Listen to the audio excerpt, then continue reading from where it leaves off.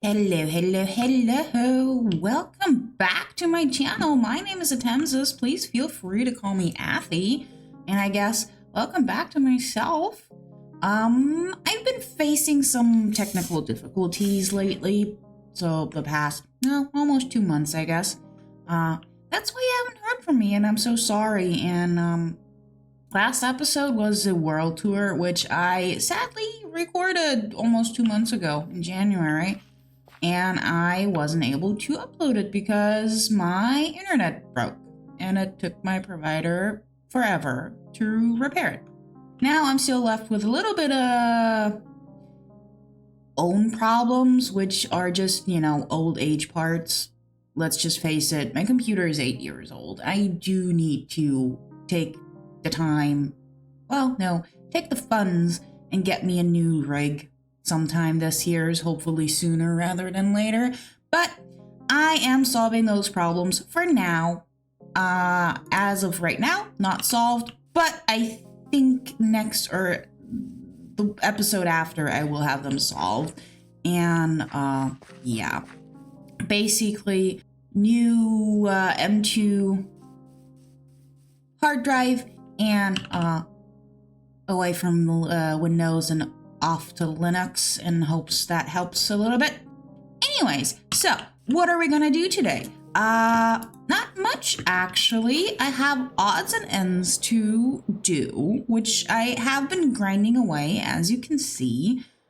Here are quite some changes. I have been grinding away slowly this area. I think last time I actually showed this to you, or at least in, not sure how much I've actually showed in the walkthrough. I think I was still here, or at least this part was still there. I have been grinding away there, and I have been grinding away somewhere else, but I'm catching you up what has happened behind the scenes.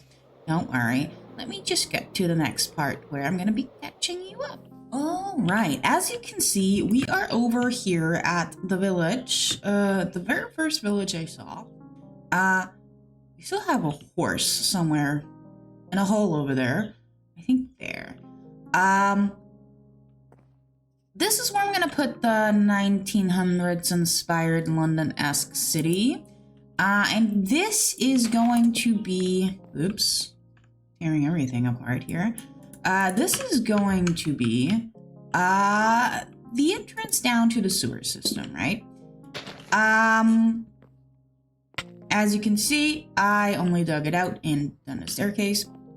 But this is also another way that I can actually reach my villagers, because lo and behold, the villagers are all over here.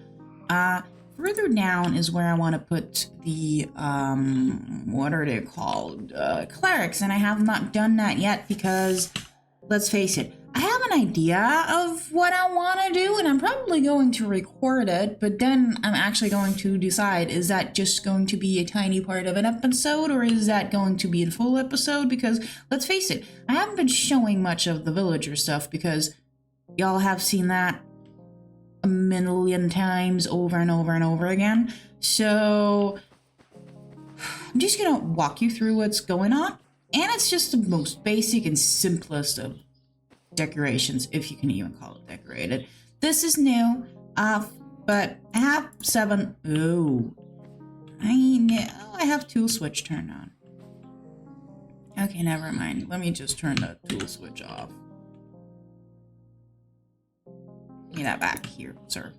Yeah, we have some leather workers just randomly, because I kind of figured if I'm gonna do armor stands, I might as well go buy some armor instead of crafting it, because 1 emerald still is cheaper than 7 leather for a chest plate, for example. And I got me a bunch of fishermen, I think 7 of each, and for the campfire trade, and they're basically just here for completion, I suppose. And most of the villager project you all know, so I'm not really gonna bother with them. But I also did the masons over here. I was trying to go for like it's 20 masons, and I was trying to go for some cyan terracotta because that's what I'm using most in double trades. This is a little, I don't know. It kind of reminds me of a 70s vibe kind of room. So I just leaned into it. Nothing special, but I do kind of like it. And I've come to to my senses, and I'm like, I like this. I need to put glazed terracotta as walls, as color accents into brick stuff more often. I don't know why I don't do that. But yeah. And to give you a little bit of more of a spatial overview, this is what we're looking at with the tunnel system right now. We got the masons here. I think I've showed you my tool and armor smiths over here. Then there is a trading pod over here with the leather workers and the fishermen. The trading setup, no, not trading setup, the curing setup and the villager breeder. We got the weaponsmiths, we got the librarian fishermen, cartographers and farmers. And that's about it. The only thing I'm literally missing on the usable aspect of things is the clerics. So, and I want about 20 clerics because I do want to trade redstone and glowstone, and well, ender pearls is not really a big deal, but I do think I want to start carrying around a stack of bottles of chanting, I guess. Anyways, let's move on. So over here, the only thing really worth mentioning is, I'm not gonna go close because I just hate the sounds of these things. I did build a gas farm and I AFK'd it for just a little while. I got 2 stacks of tiers, and I think we're settled with tiers for now. I have no idea whose design this is, to be really, really honest, because this is one of the things that I just, saved as a schematic while a friend was building it 2 years ago on a server. Yeah. But something else. By the way, for whatever reason, the ink sac farm is working again. And it's working well. Like, I now have like almost 10 chakras full of ink sacs at base and here. I have no idea why it's working again, I guess, but I'm not complaining about it, to be honest. But yeah, as you can see up here, there's also tiny bit of changes happening. I covered up I took down the sand portion, as you can see down here. Retrieved most of the sand. I mean, I could, grind out the other sand, but I didn't really bother. But lit this up, put on a nice grass layer here, which I know I should probably double up, which I eventually, when I start building, gonna do. I don't know. I probably won't. Yeah, I know I should start making that a habit because, yeah. But anyways, I also, as you can see, completely deforested this spruce forest. And then already got rid of a lot of the dark oak forest here. And, well, I guess a tiny bit of the birch forest, but basically, I talked to Nessie about this during the tour, but I did completely cut this out because we literally rambled like 30 minutes about my future plans for this area, and I did have to cut out some stuff. So just to get you guys up to speed, what we talked about and why I'm deforesting this. This is the map view, right? We have Scooby Manor here, and then we have the fishing docks here, and I started this custom spruce forest, which definitely is going to pull over here as a custom forest. I still need to basically make this a little bit more natural. Not sure where exactly I'm going to take it. Potentially just go here and cover all of the water, but just leave the water as is, but put a layer of grass or something over it. So I can terraform this a little bit. And basically, I do want my own custom forest here. Potentially not gonna put a dark oak forest back. Just gonna go spruce all over the place. But this birch forest here is going to become a custom birch forest. No idea how far I am going to take this over here, but this section for sure.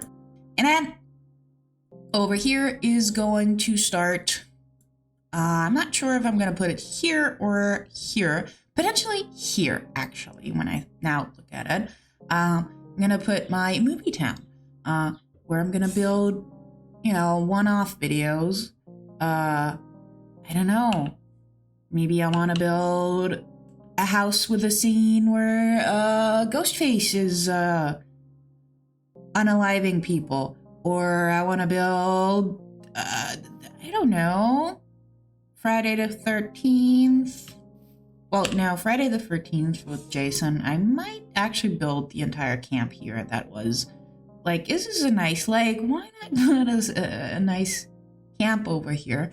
But you get the gist. I want to do some movie-related stuff that eventually will come together as a cohesive thing, but technically is not. I guess that's the short version. Now, let's appreciate this for a second. That's still one of the builds I'm still most proud of, and probably still my most best performing short ever thus far. Anyways, let me get back to base because we're actually gonna do some tidying at base. Okay, what we're trying to do today is actually, tie some knots, or tie up some things I still have to do here. One thing that keeps bothering me is because the allays are so glitched, right? If you unload the chunks and they're still taking damage, they will actually not heal because I guess their healing capabilities are stopped, but they're still taking damage.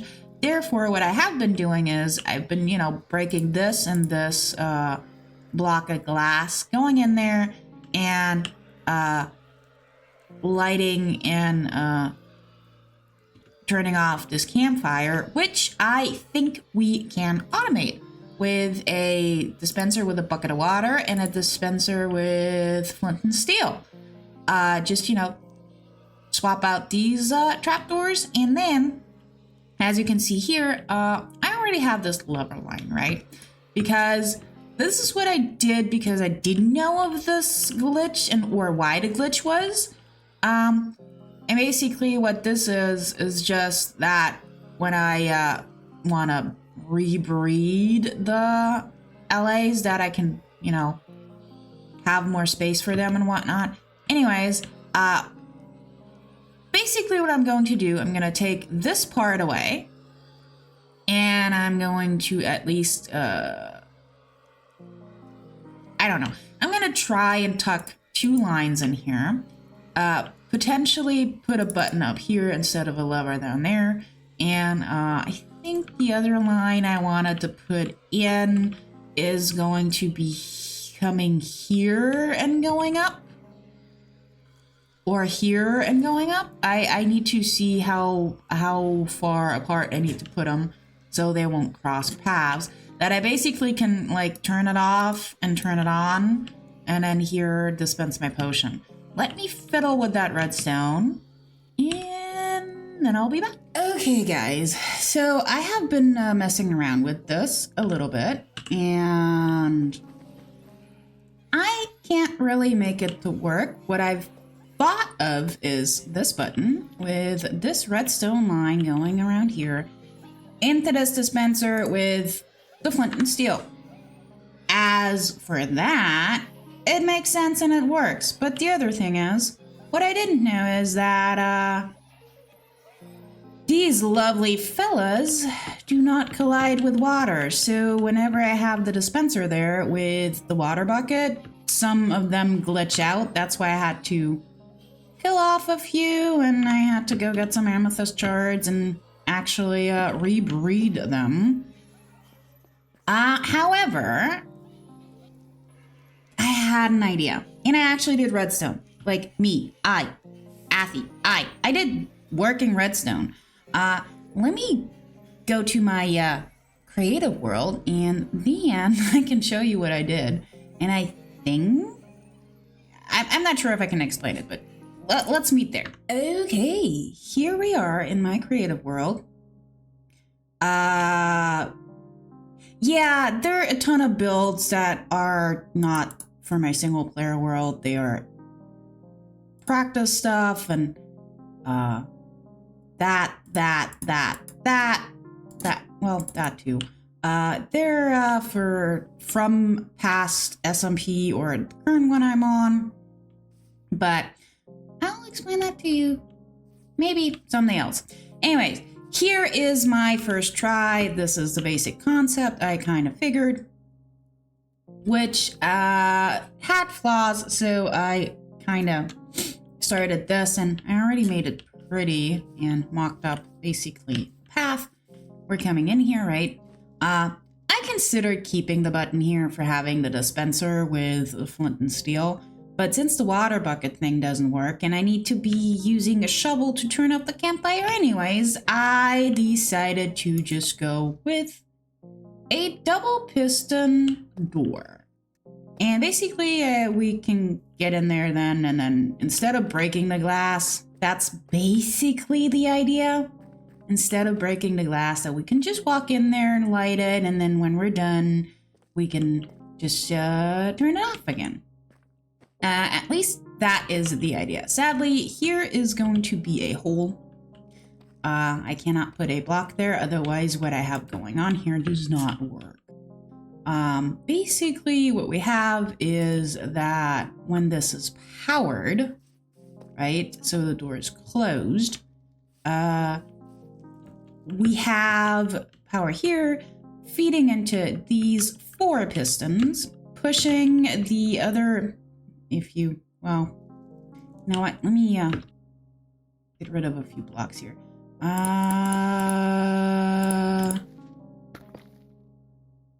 Right, well, these blocks are important, to be fair. But basically what happens is we turn this off, and then we have this tucked away, right? So we walk through here. That is that.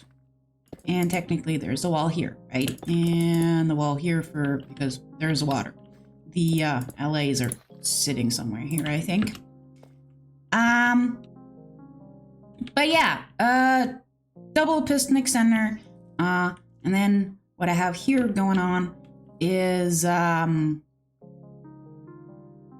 this piston, because I needed a way to power these two to push the blocks into here, right? That's why we have this redstone line up here. And probably there's a way to make this compact, but you know what? I don't care. I figured this out on my own, which makes me proud. Maybe one day there's hope for me. Maybe one day I actually will fully understand redstone. It seems like I understand a lot more than I give myself credit for, to be fair. I'm still not at explaining level, but you know what? It works. It is my design, I guess. Well, I suppose somebody else invented it and I just kind of fumbled through this. But it works. And I'm happy. Now I just need to build it in single play, in survival. Which will need a little bit more digging. I do not have as much room yet. And the other thing I do want to do while I'm at it, I probably want to plop a hopper here, right? With a carpet on top, and have a trash can somewhere under there, because the mob head thing, right, gives you a lot of silverfish heads. Like, I have stacks upon stacks of silverfish head, which makes sense before this update with the infested potion. You didn't get much silverfish, so sure, you wanted a high drop rate for a rare mob, and now they're just abundant. So anyways, what I'm trying to say is putting the hopper here with the trash can, blah blah blah, it's just for my own sanity, that I don't have to pick up the, that I have to be snug here and pick up the heads and toss them out myself, and it's just a automatic thing. But yeah, I'll go build that, and then we'll be back and see if it works. I need to get rid of the flint and steel thing too. Anyways, let's get on with more maintenance. So guys, now we're sitting in the hallway here because I do wanted to mention something what I needed to do, right? Some of you might know ADHD and object permanence. It's a thing. I always kept note on piece of paper, and first and foremost, a note app on my phone. But, while I'm playing Minecraft, I don't really think of that I need to look at that there's stuff what I need to do. And guess what? I never do. So I finally had the big brain idea to do this. And it's suddenly dawned on me why pretty much every single YouTuber does it and puts it in a place where they can see it. And I should have done that just longer. Anyways, what we have to do here is we need to do some auto crafting melons, because bulking up storage. We need to build a super smelter and a lava farm, which I mentally know, but just so you know, this is what we just did. Then we need to finish tearing down the mountain. We need to build said mountain again the way we wanted. We need to take care of that tiny island thing. If you look here, this needs to be island. This needs to be prettified, which is going to be an episode in itself, same as the mountain here. And we need to build north of us a mountain, right? So basically this is going to be a custom mountain, and we're going to have a custom mountain range here, so we won't get cross-contamination with lore based on time frame, because this is more a modern 20th, 21st century kind of vibe. More 20th century, I guess, late 20th century. But this is going to be late 19th century, which means there's cross-contamination, and that's why I figured, why not build a mountain range, and then we can actually just, hide stupid creeper farm in that as well. And that's basically what I have here. And now that I did these signs, I kind of remembered I need glow squid ink, because I ran through my entire old and new storage. I couldn't find any. I needed to go actually out. Well, first of all, I needed to Google the spawning conditions, and then I needed to go out and find them. Yeah. And on the agenda over there is, over there is still the clerics, which I'll either do before putting up a bulletin board over there, or I just have to move the writing. But anyhow, we're here. Basically, we had a button here, right, to I don't even remember what that button did, to be honest. Oh, right, I had a piston up there. Anyways, remove the button. You barely even see that there's a block missing for redstone, so that's nice that the fire actually hides that. But here is the secret door.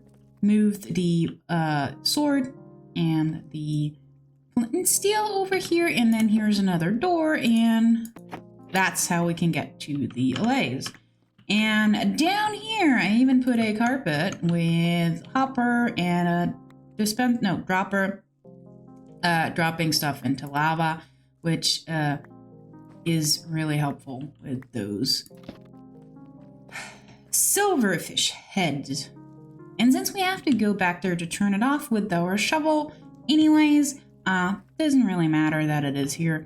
And I had to put a light in here because these 2 blocks are dark when the store is closed, so I had a skelly spawn on me. But anyway, this is done. And I'll get some other maintenance stuff done, and then I'll bring you back to end the episode. Okay, guys, we are back. We are done. Didn't do that many maintenance things in between because I did do a little bit of a bigger project with this smelting room. So, yeah. We got a void floor. And I have no regrets because I just love it. I really do. I also noticed that I just have had not enough dripstone to make the bigger farm because I only had 10 dripstone. I rarely use this, the block not at all, or rarely, and the stalactites and mites also not really, to be fair. But anyways, yeah. Now we have a lava farm, a 32 count, right? This is also 32, and this is 32. 2 times 16 if you want to be a stickler for details, right? Just a simple chest minecart dispensing mechanism that is controlled by the lever here. And that's about it. And same thing mirrored on this side, so I will get my smelting outputs here. And yes, I know lava is usually a little bit of wasted resource, but it is for free, so, you know, I don't mind wasting the lava because it just generates itself over time. And then the other thing I did, which is over here, as you recall, I have the pumpkin and melons here, and seriously, I was thinking about this way too complicated because I'm like, I need a filter system here to filter the melon slices here, that I can produce the melons here and then filter them up, blah, blah, blah. Yeah, well, I thought about something else. Since we have 7 slices here, I made these 3 pumpkins, these 3 melons, and this just a melon slices. And basically what happens is, this pulls out the melon slices into here. The melon slices get cycled back this way, so we have the auto crafter here, and the auto crafter just literally, as you can see, spits it back into the water stream, so it comes up here, and then it just gets filtered away. I am really happy with actually having that input because it just made my life so much simpler. And before I was thinking with, I don't know how many hoppers, to be quite honest with you. It would have been a lot though. So, it is what it is, and I'm done. And thank you for coming back to me, and thank you for watching this episode. I'll see you guys next episode, and I think I'm actually going to have something bigger planned for that, so stay tuned, and bye-bye!